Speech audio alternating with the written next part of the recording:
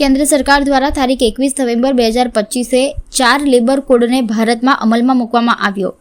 દેશના કામદારોના હિતમાં 44 કાયદા હતા, તેમાંથી 29 કાયદાઓને ખતમ કરવામાં આવ્યા અને 4 લેબર કોડનો અમલ કરવામાં આવ્યો। આ 4 લેબર કોડમાં કાયમી નોકરીના અવધારણાને ખતમ કરીને કોન્ટ્રાક્ટ પ્રથા તેમજ ફિક્સ ટર્મ એમ્પ્લોયમેન્ટની વાત કરી હતી, એટલે કે કાયમી નોકરી પર રહેશે નહીં। આ કાયદાઓ વિરુદ્ધ આજ રોજ સંયુક્ત કામદાર સમિતિ દ્વારા ગાંધીનગર ગૃહ ખાતે ધરણા કરવામાં આવ્યા હતા તેમજ વિરોધ પ્રદર્શન કરવામાં આવ્યું હતું। બપોરે 3 વાગે કામદારો દ્વારા જિલ્લા કલેક્ટર કચેરીએ જઈ વડાપ્રધાનને પત્ર લખવામાં આવનારા હોવાનું પણ કામદારો દ્વારા જણાવવામાં આવ્યું હતું। એકચ્યુઅલી 21 તારીખના રોજ સડનલી ગવર્મેન્ટે એક 4 લેબર કોડનું લેબર કોડને લાગુ કરવાનો આદેશ જારી કરી દીધો। કોઈ પણ સેન્ટ્રલ ટ્રેડ યુનિયનના લીડરો સાથે ડિસ્કશન કર્યા વગર અને આની બહુ સારી જે ઇફેક્ટ છે, સાઇડ ઇફેક્ટ જે બહુ સારી ઇફેક્ટ છે એની પબ્લિસિટી શરૂ કરી દીધી। Actually totally anti labour code છે, એના માટે કોઈ જાગૃતિ લાગવા માટે કે એના માટે કોઈ સ્ટેપ ગવર્મેન્ટે લીધા નથી।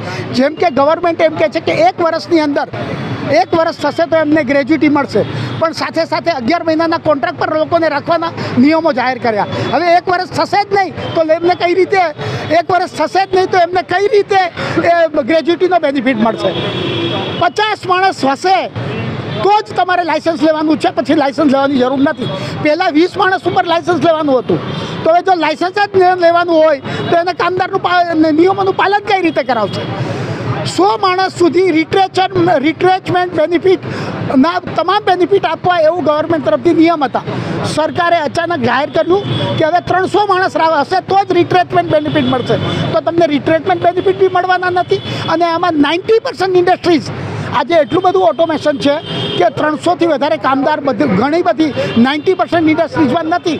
તો આવી પરિસ્થિતિમાં તમામ લીડરો બધા જ જે કહેવાય કે લેબર લોસમાં કોઈ રિટ્રેચમેન્ટ બેનિફિટ બી નહીં મળે। આ રીતે તમામ જે કહેવાય કે એન્ટી લેબર આ કોડ છે એનો વિરોધ કરવા માટે આજે અમે સડનલી 26 તારીખે નક્કી કરી તમામ સેન્ટ્રલ ટ્રેડ યુનિયને, અને આજે એના સંદર્ભમાં અમે આંદોલન રાખ્યું છે। આંદોલન પૂરું થયા પછી 3 વાગે અમે કલેક્ટરને મેમોરન્ડમ આપીશું।